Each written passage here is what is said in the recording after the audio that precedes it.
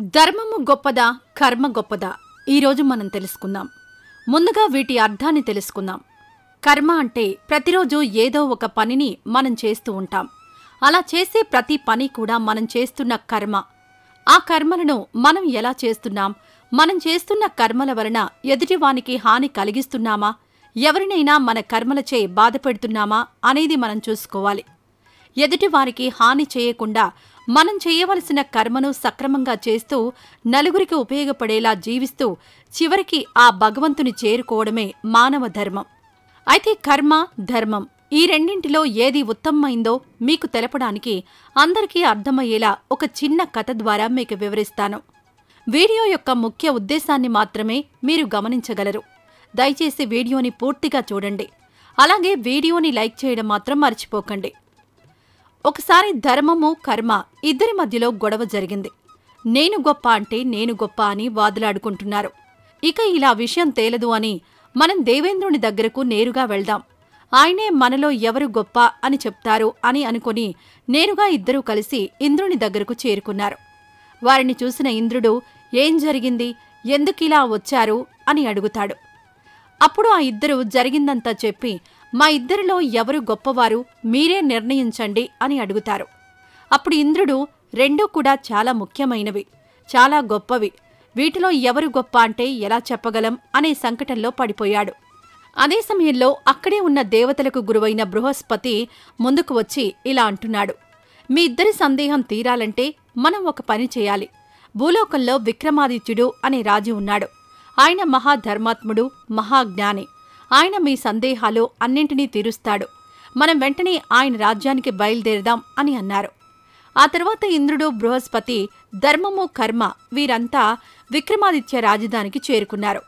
వారిని చూసిన విక్రమాదిత్యుడు చాలా ఆనందించి వారికి గౌరవంగా నమస్కరించి, దేవా, మీ రాకకు కారణం ఏమిటి అని అడుగుతాడు.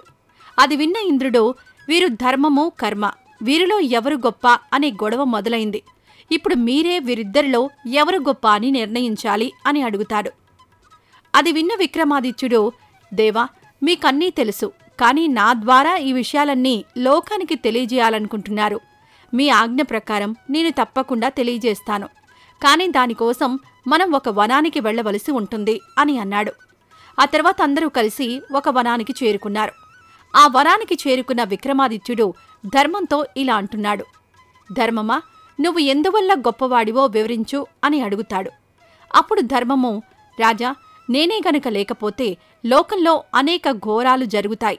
మానవులు వావి వరసలు మర్చిపోయి నీచమైన కర్మలు చేస్తారు. ధర్మమే లేకుంటే ఈ ప్రపంచం కొద్ది కాలంలోనే నశించిపోతుంది. అందువల్ల నేనే గొప్ప అని అంటుంది. అప్పుడు విక్రమాదిత్యుడు, కర్మ, నువ్వే విధంగా గొప్పవాడివి అని అడుగుతాడు. అప్పుడు కర్మ, మహారాజా, ఒకవేళ నేనే గనుక లేకపోతే ఈ లోకమే నడవదు. ఈ లోకంలో ఏమీ జరగదు, అంతా స్తంభించిపోతుంది. ఏ చిన్న కార్యమైనా నేనే చెయ్యాలి. అందువల్ల నేనే గొప్ప అని అంటుంది కర్మ. అప్పుడు విక్రమాదిత్యుడు బాగా ఆలోచించి అటుగా వెళ్తున్న ఒక వ్యక్తిని చూసి కర్మతో ఇలా అంటాడు, ఓ కర్మమా, నువ్వు అటుగా వెళ్తున్న ఆ వ్యక్తి దగ్గరకు వెళ్ళి నీ గురించి చెప్పి ఆయనతో కలిసి ఆయనను మంచి మార్గంలో వెళ్లేలా చేసి నీ గొప్పతనాన్ని నిరూపించుకో అని అన్నాడు. అప్పుడు ధర్మం మహారాజు దగ్గరకొచ్చి, మహారాజా, నేను ధర్మాన్ని, నేనిప్పుడు కర్మతో కలిసి వెళ్లను.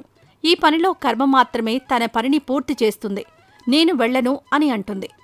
అలా చెప్పి ధర్మము మానవునిలోకి ప్రవేశించలేదు. వెంటనే కర్మ మాత్రం అతని దగ్గరికి వెళ్లి ఇలా అంటుంది, మీరు ఎక్కడికి వెళ్తున్నారు అని అడిగింది. అప్పుడు ఆ వ్యక్తి, నేను నా గురువు యొక్క దర్శనం చేసుకోవడానికి వెళ్తున్నాను అని అంటాడు. అప్పుడు కర్మ ఇలా అంటుంది, ఓ మానవుడా, నేను నీ కర్మను, నేను కూడా నీ వెంట వస్తాను. నువ్వు మాత్రం నీ గురువుతో మంచి వరాన్ని కోరుకోవాలి అని అంటుంది. అలా ఇద్దరూ కలిసి మెల్లగా గురువున్న ఆశ్రమానికి చేరుకుంటారు. అలా వెళ్తున్న సమయంలోనే అక్కడ ధర్మం లేని కారణంగా ఆ వ్యక్తి యొక్క జ్ఞానం మళ్లీ మెల్లిగా తగ్గిపోయింది. అతనికి మంచి, చెడు అనే విచక్షణ కూడా తగ్గిపోయింది. అలా వారిద్దరూ గురువుగారిని చేరుకుంటారు. ఆ సమయంలో గురువు తపస్సులో ఉన్నాడు. వచ్చిన ఆ శిష్యుడు గురువును తపస్సు నుండి లేపే ప్రయత్నం చేశాడు. ఆ సమయంలో గురువులో కూడా ధర్మం లేదు, కర్మ మాత్రమే ఉంది. అందువల్ల ఎంత పిలిచినా గురువు మాత్రం కనులు తెరవలేదు. ఆ తర్వాత ఆ శిష్యుడు గురువును కర్రతో కొట్టడం మొదలుపెట్టాడు. ఎందుకంటే ఇప్పుడు అతనిలో కర్మ మాత్రమే ఉంది, ధర్మం లేదు.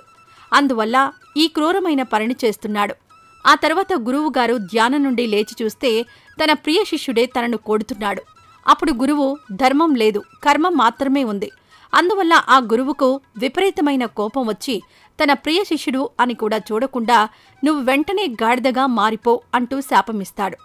వెంటనే ఆ శిష్యుడు గాడిదలాగా మారిపోతాడు. అలా గాడిదగా మారిన ఆ వ్యక్తి పరిగెత్తుకుంటూ విక్రమాదిత్యుడి వద్దకొచ్చి ఇలా అంటాడు, మహారాజా, నేను కర్మను, నా ప్రభావంతో నేను ఒక మనిషిని కూడా గాడిదలాగా మార్చేశాను అని అంటుంది. అప్పుడు ఆ మహారాజు ధర్మాన్ని పిలిచి, ఓ ధర్మమా, ఇప్పుడు నువ్వు వెళ్ళి నీ ప్రభావాన్ని చూపించు అని అంటాడు. వెంటనే ధర్మం గాడిదతో కలిసి ఆ గురువు దగ్గరకు చేరుకుంది. గురువులోకి ధర్మం ప్రవేశించగానే అతనికి పూర్తి జ్ఞానం కలిగింది. అయ్యో, నా వల్ల గొప్ప అనర్థమే జరిగింది, నా ప్రియ శిష్యుణ్ణి నేనే శపించాను అంటూ చాలా బాధపడతాడు. ఆ తర్వాత శపించబడిన ఆ వ్యక్తి గాడిద రూపంలో తన ఇంటి ముందుకు చేరుకున్నాడు. ఇప్పుడు అక్కడ ధర్మం కూడా ఉండడం వల్ల దాని ప్రభావం చేత ఆ వ్యక్తి యొక్క భార్య జరిగిందంతా తెలుసుకుంది. తన భర్తను గురువు శపించిన విషయం తెలుసుకుని ఆ గాడిదని తీసుకుని ఆ గురువు దగ్గరకు చేరుకొని ఆయనతో ఇలా అంటుంది, ఓ గురుదేవా, మా ఆయన అజ్ఞానం వల్ల ఈ తప్పు జరిగిపోయింది.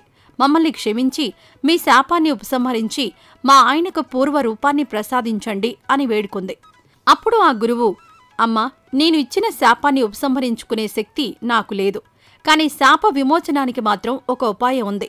ఇతనికి ఎప్పుడైతే దేవేంద్రుడైన ఇంద్రుడు అలాగే బృహస్పతి ఇద్దరినీ ఒకేసారి ఇతను దర్శిస్తాడో ఇతనికి శాప విమోచనం జరిగి అతనికి పూర్వ రూపం లభిస్తుంది అని చెప్పాడు. అప్పుడు ఆమె ఇలా అంటుంది, ఓ గురుదేవా, ఇంద్రుడు బృహస్పతి ఎక్కడో ఉంటారు, వారి దర్శనం నాకెలా సాధ్యం అని అంటుంది.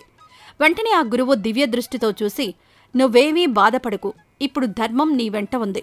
నువ్వు వెంటనే రాజా విక్రమాదిత్య ఆస్థానానికి వెళ్ళు, నీకు అక్కడ వారిద్దరి దర్శనం లభిస్తుంది అని అంటాడు. ధర్మ ప్రభావం చేత శపించబడిన భర్తను తీసుకుని ఆమె విక్రమాదిత్యుని ఆస్థానానికి చేరుకుంది. అప్పటికే అడవి నుండి ఆస్థానానికి చేరుకున్న ఇంద్రుడు బృహస్పతి యొక్క దర్శనం ఆ వ్యక్తికి కలిగింది. వెంటనే ఆ వ్యక్తికి శాప విమోచనం జరిగి తన పూర్వ రూపాన్ని పొందాడు. అలా ముందుగా వెళ్లిన కర్మ ఒక మనిషిని గాడిదగా మారిస్తే తర్వాత వెళ్లిన ధర్మం మాత్రం ఒక గాడిదను కూడా మనిషిగా మార్చింది. అదే ధర్మం యొక్క గొప్పతనం. అప్పుడు విక్రమాదిత్యుడు కర్మతో ఇలా అంటున్నాడు, ఓ కర్మమా, నువ్వు గొప్పవాడివి కాదు, నువ్వు ఎప్పుడు గొప్పవాడిగా ఉంటావో తెలుసా? ఎప్పుడైతే నీ వెంట ధర్మము, నీతి, జ్ఞానము ఉంటాయో అప్పుడు నువ్వు గొప్పవాడిగా ఉంటావు. నువ్వు ఎప్పుడైతే అన్యాయం, అధర్మం లాంటి వాటి వెంట ఉంటావో నువ్వు ఎప్పటికీ కూడా గొప్పవాడివి కాలేవు. ధర్మం నీ వెంట నిరంతరం ఉంటేనే నువ్వు గొప్పవాడిగా ఉంటావు, లేకపోతే లేదు. అందువల్ల అన్నింటికన్నా ధర్మమే చాలా గొప్పది. ఆ ధర్మంతో చేసే కర్మ ఇంకా గొప్పది అని అంటాడు. అది విన్న ధర్మము, కర్మ రెండూ కూడా తమ గురించి తాము పూర్తిగా తెలుసుకున్నాయి. ఎప్పుడైతే ధర్మానికి హాని జరుగుతుందో అప్పుడు ఆ ధర్మాన్ని కాపాడడానికి స్వయంగా ఆ శ్రీ మహావిష్ణువు ఈ భూమిపై అవతరించి అధర్మాన్ని హతం చేసి ధర్మస్థాపన చేస్తాడు. ధర్మో రక్షతి రక్షితః. ధర్మాన్ని మనం రక్షిస్తే ఆ ధర్మమే మనల్ని రక్షిస్తుంది. చూశారు కదా, మీకు గనక ఈ వీడియో నచ్చితే జై శ్రీకృష్ణ అనే ఒక చిన్న కామెంట్ చేయండి. ఇలాంటి మరిన్ని వీడియోస్ కోసం ఇప్పుడే మా ఛానల్ని సబ్స్క్రైబ్ చేసుకోండి. పక్కనే ఉన్న బెల్ ఐకాన్ని ప్రెస్ చేయండి. మా వీడియోని లైక్ చేయండి, షేర్ చేయండి. జై శ్రీకృష్ణ.